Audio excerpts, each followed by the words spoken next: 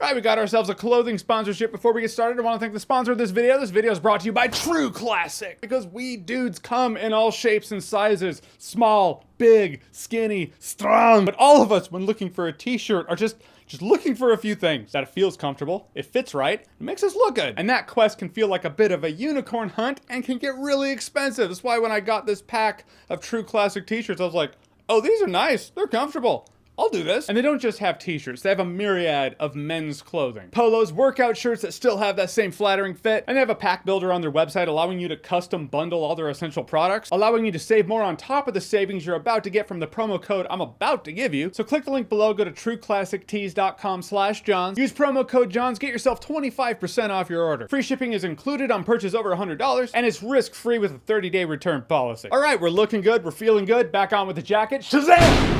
Let's do this.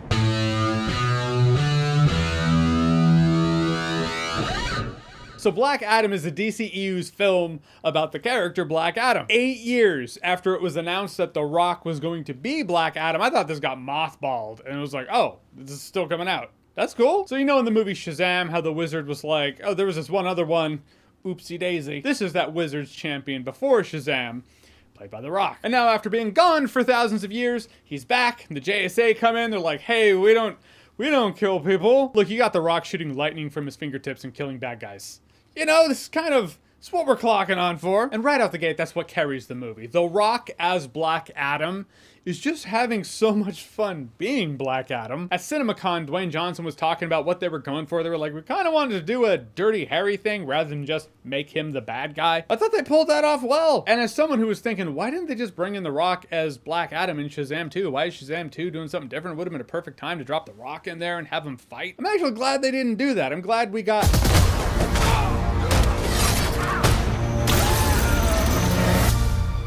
this. But he's toasting douchebags the entire movie, so you're like, I mean, I'm not against him. There are some things in this movie that you've seen in fact, other movies, I was gonna say other movies, but other DCEU movies as well. Like, you know, he's back after thousands of years, so it's kind of a fish out of water scenario. Kind of like they did in Wonder Woman, only with killing more people. But they're using the fish out of water in tandem with the killing people, and that's not really socially acceptable thing. And they're just doing it well. What can I say? I laugh at death. Also like what they did with Black Adam and the citizens of Kahndaq in here. There was a real sense of the citizens being like, well, I know you don't like him, but, well, he just got shit done, so they could have gone farther with that than they did in the movie, but I did appreciate it. Now, this movie, even from the trailers, you might have had a concern. It was a concern I had going into the movie, which was, this movie looks pretty packed. Looks like there's a lot going on. It's a JSA movie, it's a Black Adam movie, Dr. Fate's in it. That's his own element. I feel like a whole movie could be dedicated to him, so I'm gonna count him as a third thing the movie's doing. And if you have those fears going into this movie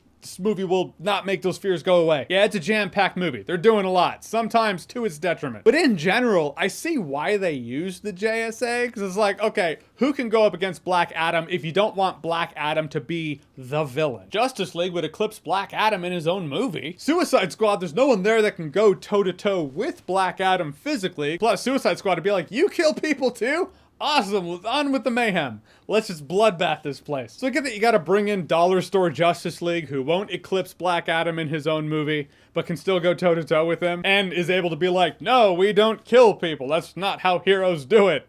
Unless you're the Justice League. They've killed people. So in large part, the JSA does work in this movie, but you have to know who these characters are. They give you the lowdown on a couple of them, but they don't tell you jack shit about Hawkman. I will say there was some noticeable CGI as well when it came to the JSA, especially Hawkman. I mean, dude has wings that sprout out. It's like a whole thing. There's a lot more CGI with him. Now, as much as I like the JSA and Black Adam butting heads in this movie, the thing it poses a problem with is, well, what do we do for the last act? So you just have to think of the fears. What fears do you have in a comic book movie? You ever think to yourself, oh man, we're past that phase, right? We're past that phase of super CGI, nothing boss that sprouts out of nowhere that, well, we're not past it yet, I guess. Yeah, it's exactly the last act CGI bullshit you might be afraid of for this movie. It's in here. And the villain, I didn't give two shits about. I didn't care. It's like when the last act happens, the fun's over. The fun of this movie isn't, oh, are they gonna stop the villain who came out of nowhere for the end fight of the movie. The fun of this movie is Dwayne Johnson as Black Adam, wiping out baddies with no remorse whatsoever, but still doing it with some sense of moral code, but the JSA being like, that's not how we do it. And conflict ensues there. That's where the movie's in its Goldilocks zone. In the end, is the movie perfect? No. Is it polished? Absolutely not. Is it fun? Fuck yeah. The movie started out a little shaky. It's doing that exposition dump with the voiceover thing. Not that that's always bad. This felt like they had a 3-hour cut of the film and they were like, we cannot have this be 3 hours. So we're gonna go ahead and take that first hour, trim it down to 15 minutes, do voiceover.